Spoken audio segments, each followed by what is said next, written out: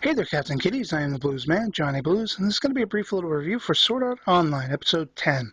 Really enjoyable episode, and we're pretty much picking up right where we left off, with Kirito having to go toe-to-toe with Asuna's guild master Heathcliff to get her some time away from her guild. And I just want to make a quick shout-out of thanks to my viewers who have commented on the last video, because I was really under the impression that this Heathcliff character was being set up to be the next villain. And I really don't think that's the case. I think I was mistaken in, assuming that. And so everyone who comments with knowledge coming from the light novels, which I haven't read, I just want to say thank you, because it always gives me a little more to think about when I'm doing these reviews and watching the episodes, because of course there's only so much they can go into in the anime itself. Now, after we have Asuna kind of questioning, why Kirito is doing this, we get to this big epic duel. And I mean, it was epic. It was grand in scope. Everybody in the SAO world wanted to be part of it. They sold out, packed to the rafters, an entire Coliseum who just wanted to see Heathcliff and Kirito go toe-to-toe. And the battle itself, the duel, was just spectacular. It was so beautifully animated and just incredible to watch. The thing about it, though, is I knew pretty much, swing and a miss, how it was going to all play out, basically because of how Kirito himself was handling himself and carrying himself in the battle. He just went full-on attack mode, very impetuous, and you have Heathcliff kind of hanging back and letting him take all these blows. It reminded me very much of watching The Matrix when Morpheus was teaching, Neo how to fight and everything like that and learn how to battle. And he would just hang back and let Neo do his stuff and then pummel him at every opportune moment. And that's basically how this battle played out. You had Kirito just unleashing havoc, and basically you have Heathcliff standing there with his big giant shield and just taking it, and he would wait, and then he would make his kill shot. And of course, it all played out with Heathcliff besting Kirito, which means Kirito has to now be part of Asuna's guild. And that was very comical when we see him decked out in the guild colors of white and red, and he's not really happy about it. But following that chuckle out loud moment comes a very somber and sentimental one, where essentially Asuna's asking him, why have you avoided people and guilds for so long in this game?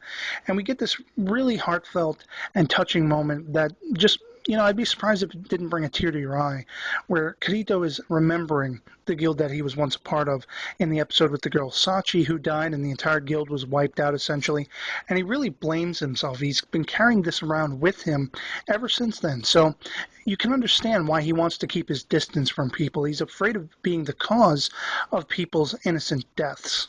And I have to say, I really loved Asuna's reaction to this entire story. She basically goes over to him and embraces him and just, gives him kind words that, she's going to support him. She's going to protect him.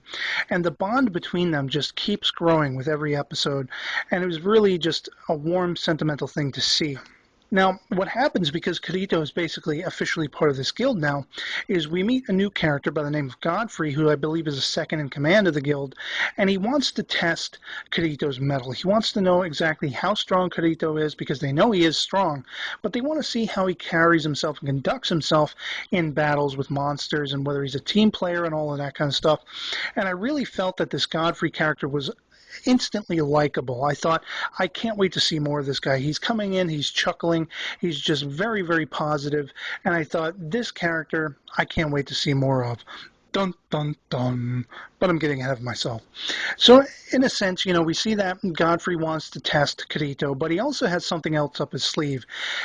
When we go back a couple of episodes, we had that crazy stalkerish, guy that was supposed to be guarding Asuna, Kuradiel.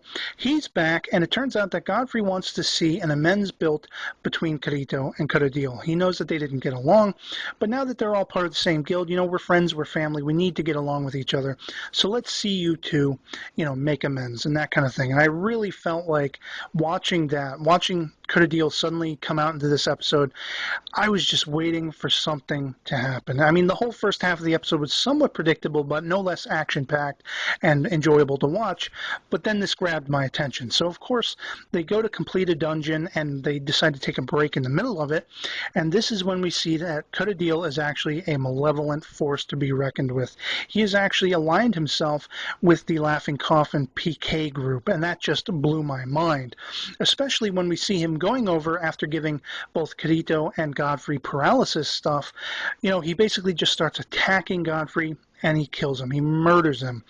And I swear I was just on the edge of my seat, gritting my teeth like, I can't believe what I'm seeing. But it really, really ramped me up when Kuradil then turned his attack on Kirito, and it looked almost as though Kirito was about to give up. Of course, he then remembered Asuna, and he grabbed Kuradil's blade as it was trying to dig down into him. And while I wouldn't consider myself an easily excitable viewer, I was definitely chomping at the bit and, begging the powers that be for someone to come along and save Kirito, because frankly, I haven't read the light novels, and I really don't know who's going to live or die by the end of this saga. So I'm thinking, it could really happen. Kirito could actually be killed off, and, the main character view switch to maybe Asuna. But of course, we see that, somebody does get there in the nick of time, and it was pitch perfect who it turned out to be, Asuna herself. She got there right in the nick of time to heal Kirito, and then she just unleashes holy hell on Kuradil. I mean, we finally see why she has that nickname, Lightning Flash. She just went insane on Kuradil, and I thought it was just a beautiful spectacle to watch, rivaling that of Kirito's in the early part of the episode going against Heathcliff. Of course, Kuradil is not one to be outwitted, because in his insanity he says, are you going to murder me? That kind of thing. And this makes Asuna kind of hesitate. And he takes that opportunity to knock her sword out of her hand, and he's going for the kill shot. He's going to kill Asuna just like he did Godfrey, and just like he will Kirito if he has his way. Here we have the bold heroics of Kirito intervening. He gets his hand chopped off, very Doctor Who, I might add. And Kirito basically, he uses this like energy punch thing and takes out Kuradil. Of course, Kuradil still gets that last jab in, calling him a murderer. And I do have to wonder if that's going to hang over Kirito's head as something that, demotivates him, or something that keeps him pressing on. But of course, he falls to the ground, and we see that he and Asuna basically blames herself for this. She feels like she's the one who caused all of this for Kirito, and she feels like she needs to stay away from him. But once again, we see this bond between them just flourishing as they embrace each other, they kiss, and we finish this episode very interestingly with, them wanting to sort of spend the night together, but it's somewhat misunderstood exactly what that means when Kirito brings it up, because of course there's this very fan service moment where she kind of assumes they want to, he wants to be a little more intimate with her and that kind of thing, and so they don't really let you see what happens, whether they do or not, because all Kirito wanted to do was just sleep in the same room with her and that kind of thing. But I thought it was a very sweet, funny moment, comical, and they end very much where I kind of hoped they would, with Kirito saying, there's this place off in the distance somewhere out in the woods. We could have a nice, calm sort of life. Let's get married. And of course, that's where the episode ends. And I was just really loving it. I absolutely adored this episode. And I really feel like this was almost, like the end of a chapter, like the first chapter in the story or whatever. And I don't know if that's the case. I'm sure there's much more story to tell. But, for the moment, I can't fathom what's next. I mean, how much time is going to pass between the end of this episode and the beginning of the next? Are we actually going to see a few episodes where they're actually really legitimately away from the front lines, having a little bit more of a calm and respectable life within the SAO game? I'm really curious to find out. I'd love to hear from you guys in the comments below, or as video response as always. What you think is going to happen next. If maybe you can give me some hints from the light novels in which direction we're going to be going with the story and everything like that. But please, no spoilers as usual, since I haven't read them. And yeah, I'll be definitely chomping at the bit to see what comes in the coming episodes and how this story's all going to play out. Who lives, who dies, all of that stuff.